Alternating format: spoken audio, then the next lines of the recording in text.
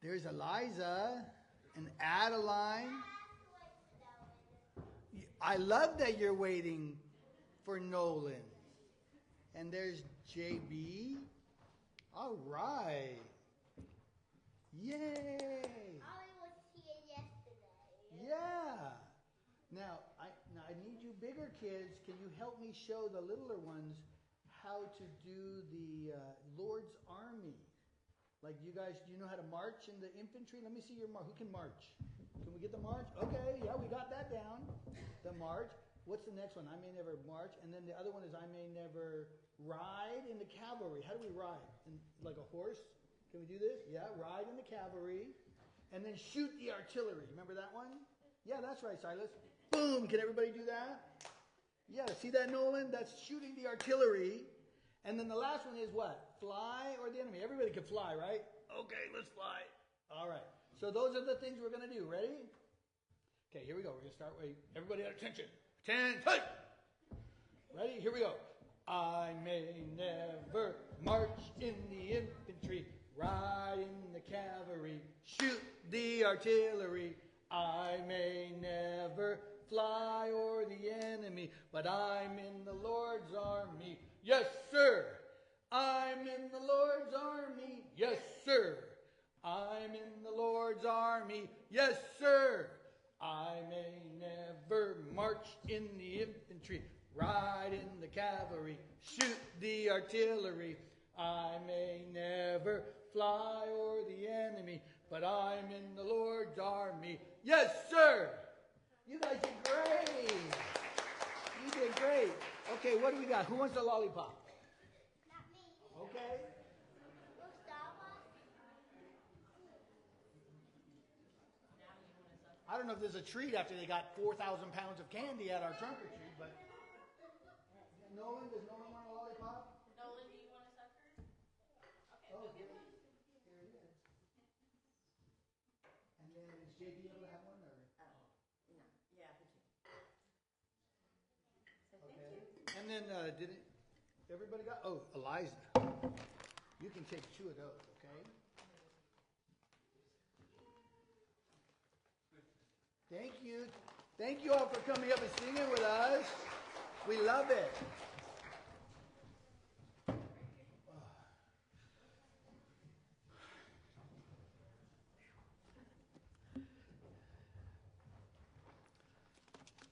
So last night I plugged my iPad in. This morning I got up, it was still dead. That's okay, I still know how to use a paper version. How many of us have our Bible on our phones or on our, like an iPad or something? Yeah. But these are great too.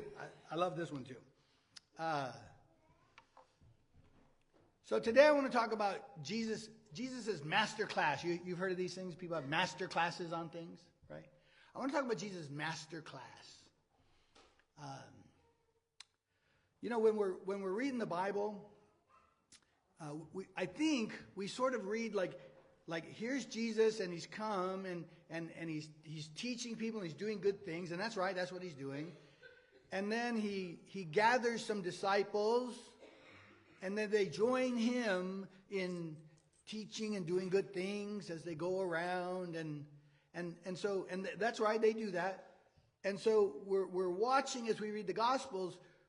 That's kind of our perspective. We're watching as Jesus and his disciples are going around doing these things. That's okay. That stuff is happening. But one of the perspectives, I think, and it's a solid thread through the Gospels, in my view, and that is the disciples, they're not just joining Jesus on his road to do these things.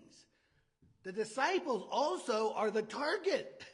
They are in Jesus' Masterclass. They are the purpose for which Jesus does a lot of these things. When he heals people and helps people and serves people, he's trying to tell them something. And I think we bypass that. We just look like, what are they doing for all those people? But I don't want us to miss, he is doing a master class for these disciples. What is a disciple? Follower. When somebody is studying somebody else's discipline, That person is a disciple. What else do we call them today? Students. That's what a disciple is, a student. When we're watching when we're watching these scenes in the gospel, we're watching Jesus, the master teacher, and his students. We're looking into that classroom. Do you understand what I'm saying? And it's not in a room like this. It's not in a room. His classroom is every single one of these scenes where Jesus is teaching something and doing something. And even though it looks like it's about those people out there, and it is, but there's this other thing going on. There's a classroom setting, and we're watching Jesus, who's specifically also trying to teach these guys. You get that? Let me do some theology about it here. In John, Jesus says, I have come that they may have life. Who do you offer life to?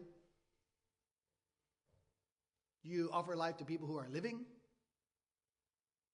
Who do you offer life to? The dead people. People who needs life? Dead people need life. This is theologically correct. Paul describes in 2 Corinthians 5, he says Jesus died for all, and that means everybody died. He's talking spiritually. They're all dead. He died for all so that those who live, those who are brought back to life, can now no longer live for themselves, but for him who died. So in a biblical view, everybody is dead. We're a bunch of zombies. Not just for Halloween, right?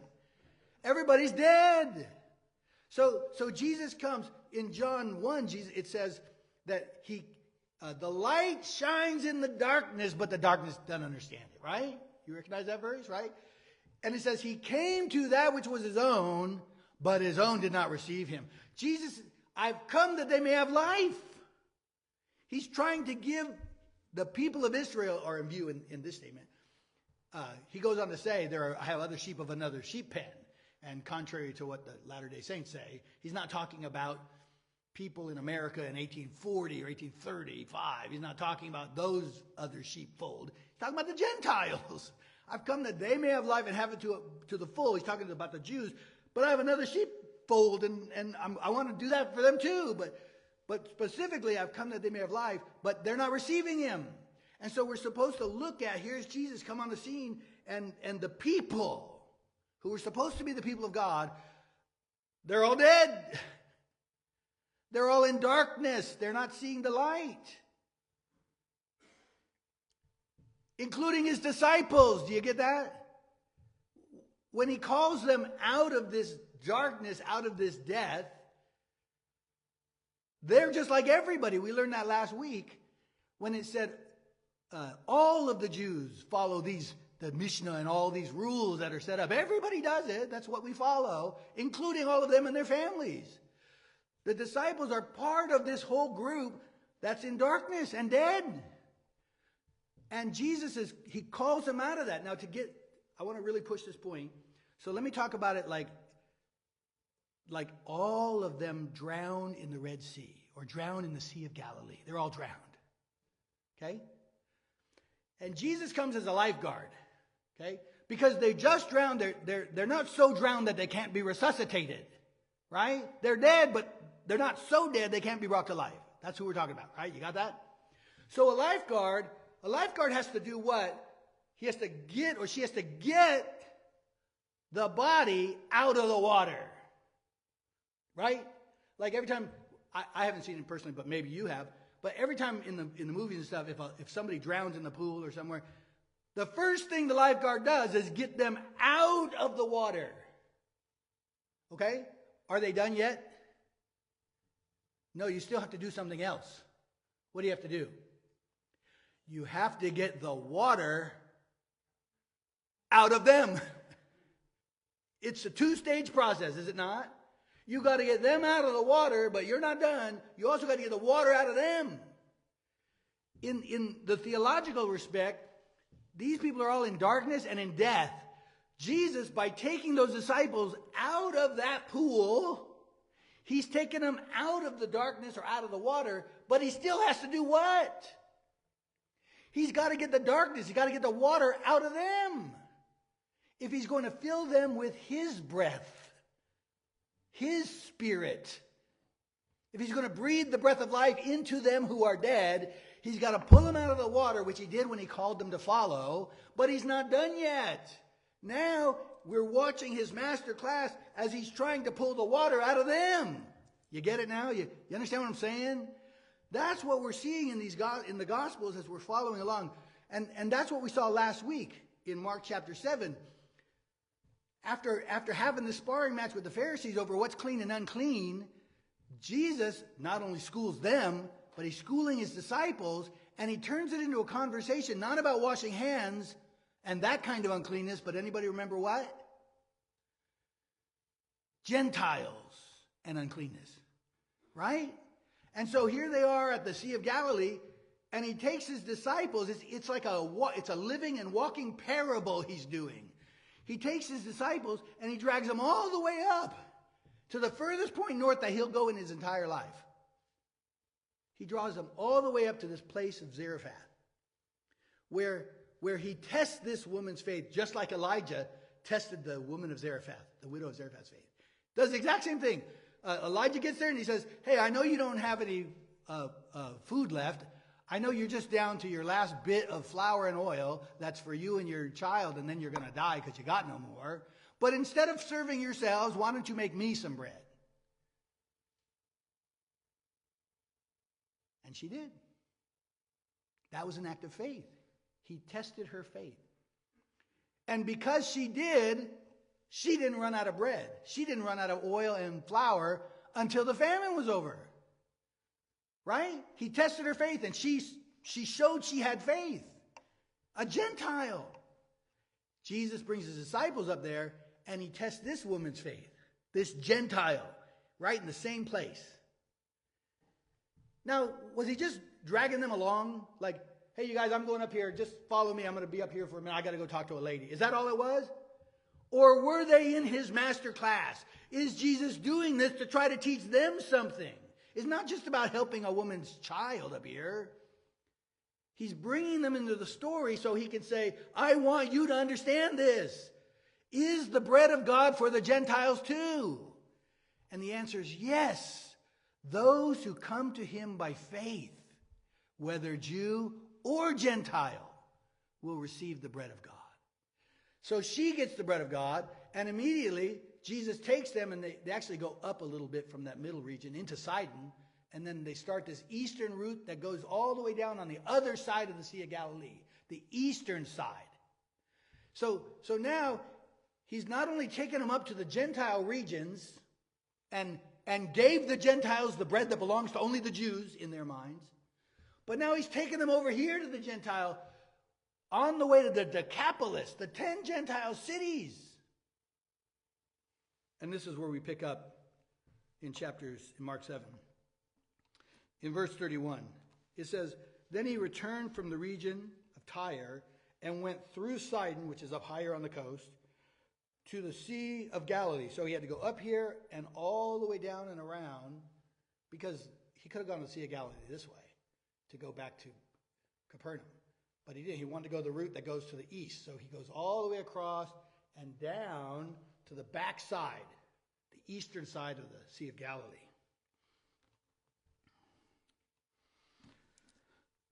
To the region of the Decapolis, 10 Gentile cities. You think this is just a coincidence or an accident? You think it just happened to be that way? Or is it possible Jesus has intention? He's still talking about Gentiles.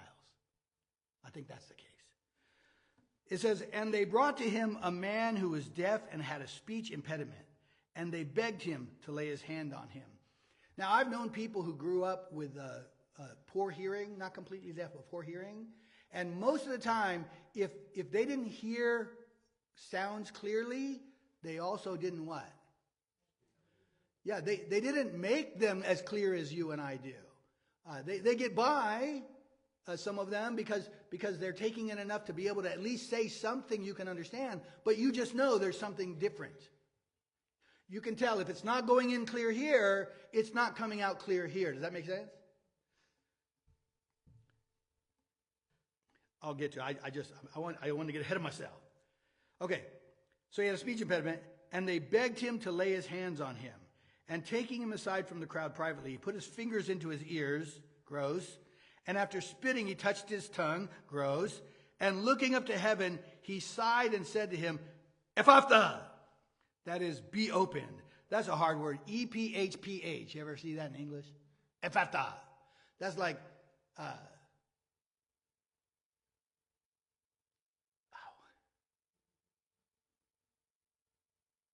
tell me the first name of that guy again. I know his name.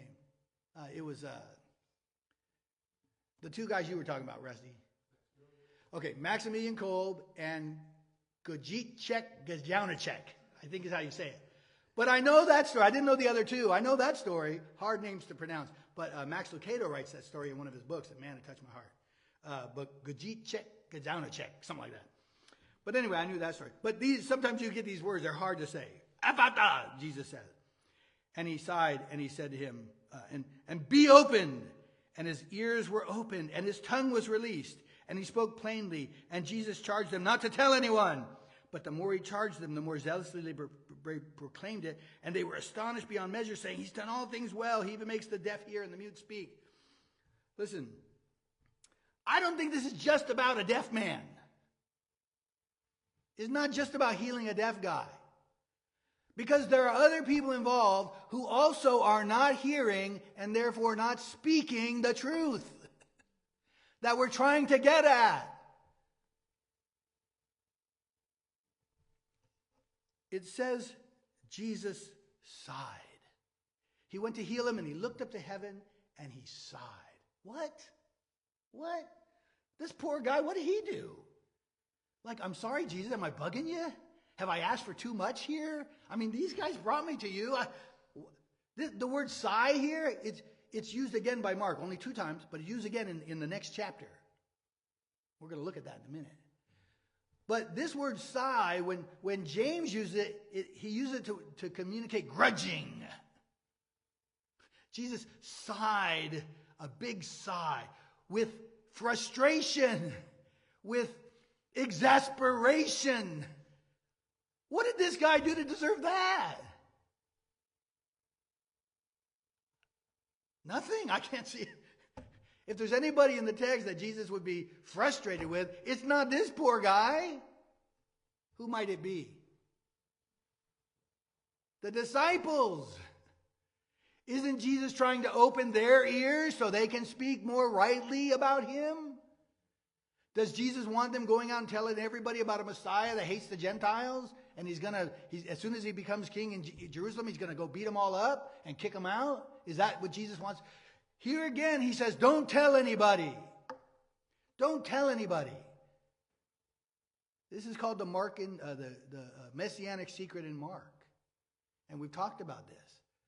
It looks like he says it a lot of times to say, because as long as these disciples and even other Jews who were saved, healed, but even others, but as long as they are thinking about Messiah the way it's commonly understood, Jesus does not want them to talk about him. He's saying, that's not me. If you believe Messiah is here, and you go out telling everybody Messiah is here, and you describe me to them, you're going to get it wrong. I don't want it. And so in order for me to really send you out to be my disciples and to go teach and do everything in my name, first I've got to do what? I got to fix your ears.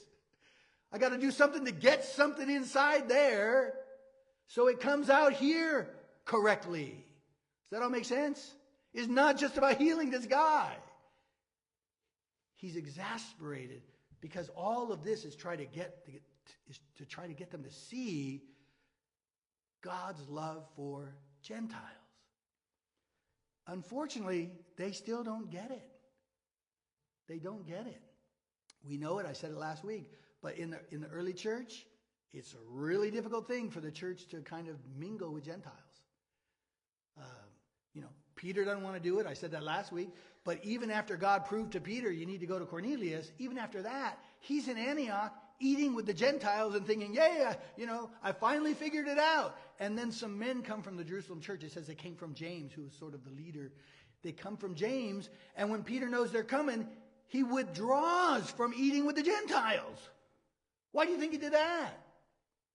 Because the church still hadn't figured this out. They're going to be mad at Peter. They're going to bring a report back and say, hey, Peter's eating with Gentiles, and everybody's going to. They don't get it. And so we're watching Jesus' Masterclass with students who are just as hard-headed as you and me. Because when we're taught something and we've lived and grown up with it, it's hard to see it differently. Amen? It's nice to know it was happening there too. Okay? It happens to us, happens to them. It's a process. But this is what Jesus is doing. We're watching him try. He's pulled them out of that darkness, and now he's trying to pull that darkness out of them. And right here specifically, it's you don't understand God's love for the Gentiles. And he's trying to correct that. He's not done yet.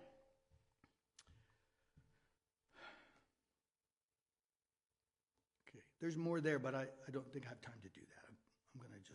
I did want to say, let's say Tabitha was Jesus. Hey, Tabitha, go heal that guy by sticking your fingers in his ears and touching his tongue like this with yours. You know what Tabitha's going to say? Not a chance. Did Jesus have to do all that to heal this guy? Did he have to stick his fingers in the guy's ears, as gross and unclean as that is? Did he have to touch his tongue with the spit and all that? Did he have to do that to heal the guy? No. Did he have to do that with the leper? Did he have to touch him? No. He's doing these things for somebody else's benefit. He could just speak the word and the guy's healed. Right? All this other stuff is about the disciples. Frustrated that you're not listening. I'm trying to tell you something. Anybody have kids? All right. So we go on. And then there's the feeding as we move into chapter 8. There's the feeding of the 4,000. 4,000 who? Yeah, we're in the Decapolis. This is the group that came for the healing of this Gentile man. They're all still there. Jesus said they've been with me 3 days. They're following me around. Thousands of people. They're Gentiles. We had a question of whether one person up here should get the bread or not. And the disciples were like, no, get rid of her. We read that in Matthew. We're kind of pulling the rest of the story in. But they were like, can you get rid of her? She's driving us nuts. Because they believe Jesus is only for Israel. And they believe the bread is only for Israel. And Jesus is either saying, no, you're wrong about that, it's for them too. Or he's saying, you don't understand Israel. Because Israel is not about the flesh of God, of Abraham. It's about the faith of Abraham. One of those two things he's saying. Either way, they're wrong. This woman is right to give bread to. And not only her, this deaf guy, and thousands of Gentiles. And what does he do? Up here's the question of should she get the bread? What's he doing with thousands of Gentiles? Giving them the bread. You see, it's so obvious what he's doing, but not to them. We're going to see that. And so there's this feeding of the 4,000. They're all Gentiles. And then skip over to verse 11. I don't want to read all that. We just did the 5,000, I think, not too long ago. But there's a lot of good stuff in there. But look at verse 11. So they've made their way back across to the more western side, down by, here it says Dalmanutia. It's hard to define where Dalmanutia is, but some versions say Magadan. But this is the same place that is called Magdala, which we didn't even know was there until 2009. Right, Jill? They're still uncovering this city, this small town of Magdala. And when we went there and visited Israel, we got to see this in the history. And hey, they didn't even think it was here, and here it is. It's really cool. But it's down on the southern, toward the western shore of Galilee. So now they're here, and now, the Pharisees, they've heard about all this stuff, all this Gentile stuff, surely. And immediately they come over to Jesus to ask him for a sign. It's just a couple of verses. Let me read that. The Pharisees came and began arguing with him. You think they're arguing about signs? What do you guess they're arguing about? What are you doing among the Gentiles? What are you doing over there? Why are you taking your disciples over there? What kind of teacher does that? The Pharisees came and begged and argued with him, seeking a sign from heaven to test him. And he sighed deeply. That same word. In front of them, he healed a paralytic lowered through a roof. Okay? And even in the stuff they didn't witness, they heard about, I'm sure, he calmed the storm. He controlled the water just like Moses controlled the water. He fed them, like Jews and Gentiles, thousands of people with miraculous bread. Didn't Moses do that? Well, of course God did it, but right under Moses. He's healing lepers. He's casting out demons. He's healing deaf people. But there's no sign for them in any of that. Could there ever be a sign for them if none of that means anything? No. That's why he says no sign will be given it. Because there's no way to get through to them. He can't get it into their heads. He's exasperated with them. Only 2 times Mark uses this word. So we go back to the deaf man being healed and Jesus is exasperated. Guess who we're talking about? Right? It should be just clearer and clearer. We're in the classroom of the disciples and he's saying, I'm trying to get this into your heads. But they're just like us. We shouldn't be judgy. Now, verse 14. And here's where we can join Jesus in our utter disbelief of how blind they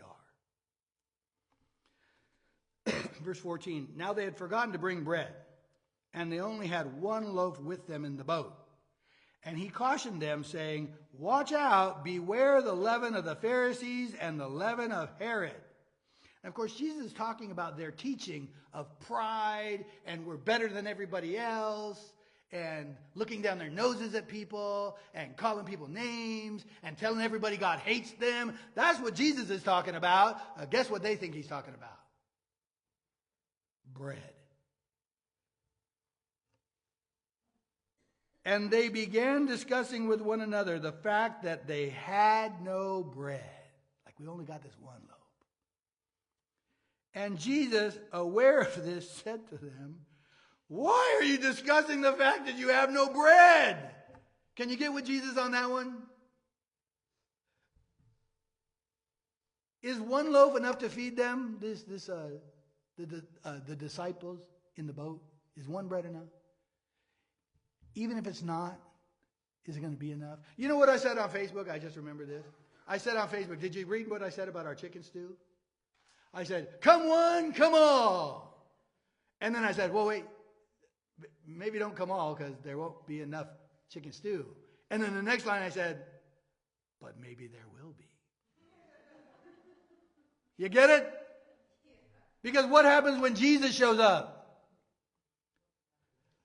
These guys who just witnessed Jesus feeding 4,000 Gentiles plus women and children, who had previously experienced him feeding 5,000 Jews plus women and children on a small family lunch or something.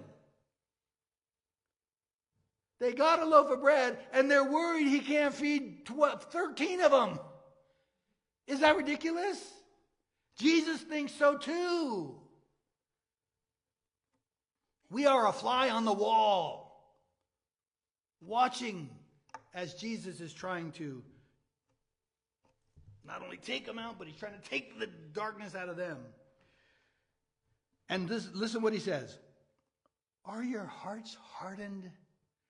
Having eyes, do you not see? Having ears, do you not hear? He had just did the miracle of healing of the ears. It was like a walking, living parable for them. In a moment, he's going to do a miracle of a guy who's blind. And guess who's really supposed to learn something from that? Them. Still about them. He says, do you not see, and having ears do not hear, and do you not remember when I broke the 5 loaves for the 5,000, how many basketful of broken pieces were taken up? They said 12. They got that right. And the 7 loaves for the 4,000, how many baskets did I take up? They said 7. And he said to them, do you not yet understand? And I can answer that for you. The answer is no. They don't. And really, I don't think most people do. I think it's hard to understand what he's saying here.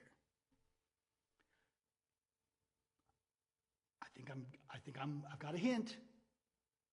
When he fed the 12, when he fed the 5,000, all the numbers in there, as I said when we were in that, were all very Jewish. The 5 books of Moses, I said the other 2 fishes might represent the other 2 books of the Old Testament, the Ketubim and the Nebi'im. So that was my take. My friend Billy Wilson says, no, it's the 2 tablets of the 10 Commandments. 5 books of Moses, 2 tablets of the 10 Commandments. I said, well, those 2 tablets are in the 5 books of Moses, so I'm going with the other pieces, you know. But whatever they mean, it's all Jewish. Okay?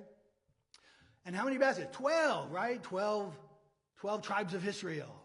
12 apostles chosen from Israel, right? 12 is all very Jewish. 5 and 2 is all very Jewish. But then this one is, the highlighted number is what? 7. 7 is throughout the Bible and not just having to do with the Jews. 7 in the beginning, 7 days of creation, right? On the 7th day they rested. That's a holy day. Was that just for the Jews? No, there was nothing. There was no Israelites. There were no Jews at that time. 7. The whole setup of a Jubilee. Anybody a year of Jubilee? That comes after 7 years, 7 times. And then Jubilee. Right? It's all throughout. In the New Testament, there's, like in John, the 7 sayings of Jesus on the cross, the 7 signs Jesus gives. In Revelation, it's 7 everywhere. The 7 churches, 7 horns, 7 eyes. It's 7 everywhere. 7 is the number of completeness. Like it's perfection. It's God's perfect plan. And just the Jewish feeding is not God's perfect plan. It was part of the plan, but it wasn't the complete plan. What's the complete plan? He's feeding the Gentiles too. 7. 7 loaves, 7 baskets taken up. For 4,000. He's feeding the Jews. This is the imagery. It's hard to get. You have to know all the numerology. They should have gotten it. They know these numbers. But even then, they don't get it. And we're going to do this really quickly. So the next thing that comes up is the healing of a blind man. It says in verse 22, and they came to Bethsaida, and some people brought to him a blind man and begged him to touch him. And he took the blind man by the hand and led him out of the village. And when he had spit on his eyes and laid his hands on him, he asked him, what is all this gross stuff, right? He asked him, do you see anything? And he looked up and said, I see people, but they look like trees walking. Then Jesus laid his hands on his eyes again. He opened his eyes, and his sight was restored, and he saw everything clearly. And Jesus sent him into home, saying, don't tell anybody. Well, here it says, don't enter the village. I think some versions say, don't tell anybody. But anyway, the point is, he heals a blind man. Now, I think I've spoken on this before, but just let me remind you. Jesus is not having a bad day here. Like, whenever Jesus does a miracle, it's complete. It's perfect. It's exactly what he intended. Well, here, he heals the guy, but the guy's not healed. It says he sees men walking around like trees. What's his eyesight? Blurry, right? It didn't work. Jesus failed, right? Didn't eat his Wheaties, is what I like to say, right? He's having a bad day. No, none of that. He's trying to say something to his disciples here. We'll see that. So the guy is first blurry, and then he heals him again, and then he can see. And then, in the next part, Jesus asks his disciples, who do you say that I am? Let me check your vision. Who do you say that I am? And even though Peter speaks up first, I think we can be pretty clear. Everybody would have answered this. That's why they're following Jesus. They believe he is the Jewish Messiah. Everybody believes that, who are the disciples. That's why they're following him. They were waiting for Messiah, and Jesus must be it. Look at all the stuff he's doing, so they're following him. But Peter's the impetuous, he's going to jump in and say it, right? You are the Christ, the Son of the living God. Now let's judge Peter's vision right there. Jesus has taken him out of the darkness, and he can see Jesus is the Christ. But is he healed yet? Is his vision clear yet? Well, he did say he's the Messiah. Yeah, but what happens next? Jesus begins to tell his disciples, I'm going to Jerusalem. They're going to kill me. They're going to reject me, humiliate me. They're going to kill me.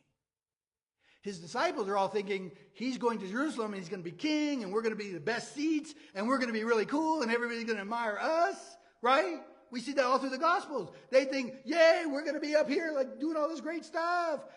And Jesus says, no, I'm going to go there and be rejected and they're going to kill me. And Peter, I think everybody believes what he believes, but he's the one who's going to do this. Peter takes Jesus aside. This is the Son of God, the Messiah, according to him. He takes him aside and rebukes him. Can you imagine? No, Lord, that's not what's going to happen. And what does Jesus say? Get behind me, Satan. Jesus has pulled them out of the pool, but he's still working on what? Pulling the pool out of them. Right? He's pulled them out of the realm of the infection of Satan, pulled them out of the pool of that, but he's still trying to get the Satan out of them. Is that clear? Now, let me just say this, close this for us. The preachers, and I've said this, preachers, they're all like, here's how you do that. Here's a big giant list. Stop doing that stuff and start doing this stuff. That's just like the common preaching. So much of that going on, right? Here's how we're going to fix it. We want to pull you out of death, and we want to pull death out of you, pull darkness, get the darkness out. We want to do that for you, so here's how to do it. Here's a big giant list of all the stuff you got to do. That's very common in Christian religion, right? Look at what Paul says in Romans chapter 12. And you'll recognize this. I appeal to you, therefore, brothers, by the mercies of God. Or the version I like, I think it's NIV, but I think King James too. Therefore, I beseech you, brothers, in view of God's mercy. How many versions say that if you have a Bible open? In view of God's mercy, offer yourselves a living sacrifice, holy and pleasing to God. Don't be conformed to the pattern of this world, but be transformed by the renewing of your mind. Is Jesus trying to get something into the disciples' minds? Is he trying to break in there? That's where it happens. He doesn't come on the scene and give everybody a bunch of rules. Did you notice that? We've been 8 chapters into Mark. He didn't break in and say, here's a bunch of rules. He's trying to break into the mind. Now, the sacrifice, that's going to happen. And when the sacrifice is happening, there are things we're going to say, okay, I'm going to stop doing that stuff. I'm going to start doing that stuff. That's true. But before the sacrifice ever happens, there's 2 other things that happen. Offer your body. Offer. Where does offer happen? Offer happens in the mind and the heart. Offer is speaking to intention, is it not? You grab yourself and give it to Jesus. That's in the mind and heart. But it doesn't even start there. In view of God's mercy, offer your body. Before the sacrifice ever happens, before the willingness to offer ever happens, in view of God's mercy. Isn't that what we see Jesus doing in the Gospels? He's come on the scene and he is the living mercy seat of God. The mercy, he's called that by Paul. Hilasterion. The mercy seat of God. That's where the blood was sprinkled. That's where mercy happened, where God forgave the people. Jesus is that mercy seat. And we see him in the gospel, and that's what he's doing. He's going around showing people the love and the mercy and the forgiveness of God. That's where it has to begin. And when we see his mercy, it changes our minds. And when our minds are changed, we have the power to offer ourselves as a living sacrifice. if you don't know that power, if you're still feeling like, man, I can't do it, I can't do enough, I can't be enough, if you're still dragged down by that performance-based thing that makes you feel like you're never going to be good enough for God, then come and talk to me. I'd love to figure this out with you. Because the power for transformation comes first and foremost by seeing God more clearly. And so talk to me about that if you have to. If there's any response you have this morning that we can help you with, you want to come up, ask for prayer, come up and ask for Bible study, for baptism, whatever it is. We set aside a time that I've already taken up. We set aside a time for you to be able to respond when we sing a song. And so we invite you to do that right now.